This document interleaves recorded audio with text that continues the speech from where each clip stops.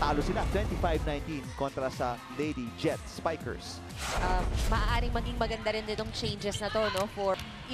If we will look back, the first match, nakuha ng Lady Warriors in straight sets. The second time, they went up against each other, nakuha naman ng Jets.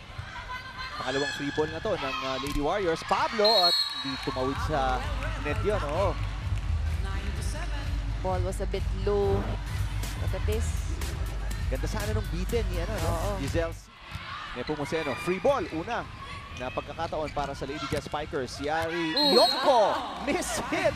But it's still a point, Eric, at pati si Yari natatawa. But they'll take it anyway. Free ball para sa Lady Jet Spikers. Semana. Yari Yonko, wow! Great execution of that play. 6-point. Balik na naman yung bola sa depensa ni Antipuesto at ni Sang Muan. Tip and counter tip. Yari Yonko. Wow! This is a totally different Lady Jet Spikers from 3-point run para sa Lady Warriors. Yonko may block pero may depensa sa likod. Pablo ulit susubok. Yes! 4-point run. Bigla din lang para sa Lady Warriors. Tapik mula kay Cases. C. Punta sa kabila. Kasilag. Ang ganda ng buwelo. Solid tong run na to. From down 8. Looking for a set point. Pablo. Wow! Baila Pablo. Pagkatapos ng series of errors, nagbabalik yung gana niya at lakas. It was a shake. Semana. Punta kay Tapik. C. Back row Stryzak. Block ni Tapik. And again, Tapik.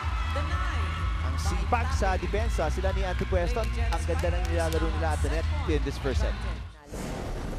Si Michelle Stryzak, nung interview ni Pawi Versosa bago magsimula yung game, sinabi, free ball, nagkalituhan doon ang Lady Warriors.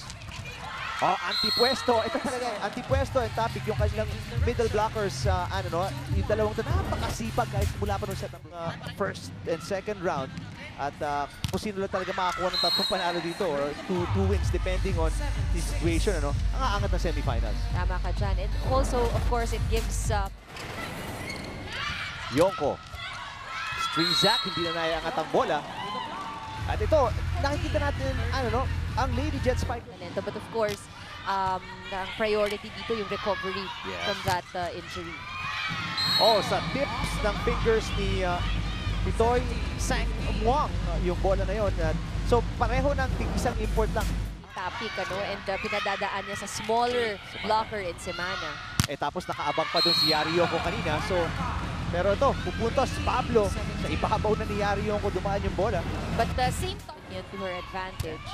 Full 6-1 frame. What an angle naman para kay Pitoy Sang Muang. Semana. Cases.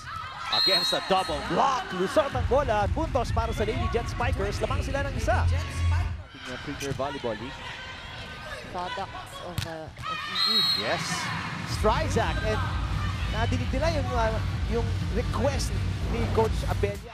Right in the face of Sang Muang. Pero good ball yon. Pablo susubok ulit against two blockers. Andun si Balmaceda pero hindi na. Babalik ang bola. Lady Warriors.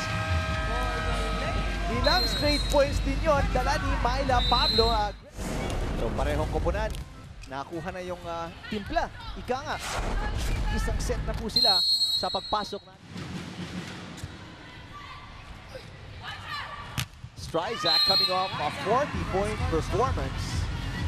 Set a PBL record. Semana. Great fake. Para makalibra doon. Si Tapik ulit. Sunod-sunod ang pagpuntos dito ng 10 serving 13. There is Pitoy Sang Muang with a point. Bumabawi si kaya pag nakaka-uwi, pamilya siyempre sa kapahinga. Tama, yun nga, pagtulog ang kanyang hinahabangan. Dahil, siyempre, tama ka dun no? When you go home, ito yung time mo para Pero pag thundersticks para magpaingay dito sa ating venue. Stryzak! Oh yes, may sagot na naman ang Lady Warriors. And always a good response. C, punta kay Stryzak ulit. Stryzak, tapik lang! What a pancake save! And then a dig mula kay Balmaceda at Yonko. Yonko! Ang bilis ng transition, ano? Hindi pa nakakaayos ng depensa ang Lady Jet Spikers. Nandoon na naman si Stryzak para umatake. At yun yung ginawang diskarte ni Sia, no? Samantalang, siyempre sila Michelle Stryzak, Myla Pablo, susubukang pahabain pa to at paratingin sa 5th set. Pero Stryzak, Semana, hindi na babalik yan. So, very good start para sa Lady Warriors. Ito yung kailangan nilang live po tayo mula sa Philoil Flying D Center. Ito po ang unang quarterfinal matchup sa ating reinforced conference sa pagitan ng Lady Jet Spikers na may kartadang 2-8 pagkatapos ng elimination. At saka syempre, interesting din pakinggan yung ating live stream, no? Dahil ibang perspective naman yan ang mapapakinggan natin yung mga ating current players in the league. So ibang perspective at binabanggit nga nila. Iba pala, no? Pag naglalaro ka sa court, iba rin pala pag ikaw yung nag-a-analyze ng game. At tama yung sinabi Eric ni Alfred kanina, yung blocking ang nawawala ngayon sa Jet Spikers. It was definitely a key how they got their wins in the previous sets. At yun ang hindi natin maramdaman ngayon. Totoo yun, nung sets 1 and 3, yung presence ni Tapik at Tipuesto kontra kila Stryzak and Pablo, yun ang nakatulong. Pero ito, counted ibang games. At kaya naman niyang habulin. Yun nga lang, hindi yan ganun kadali. Especially because nakita nga natin yung ginagalaw ng Jet Spikers. It's very different from how they were playing in the... Dadang with a good serve over receive. Easy kill, libreng puntos para kay Jeanette Panaga. Wow, biggest lead na to. 21-10, 11 point. Kanina by Paui Versosa.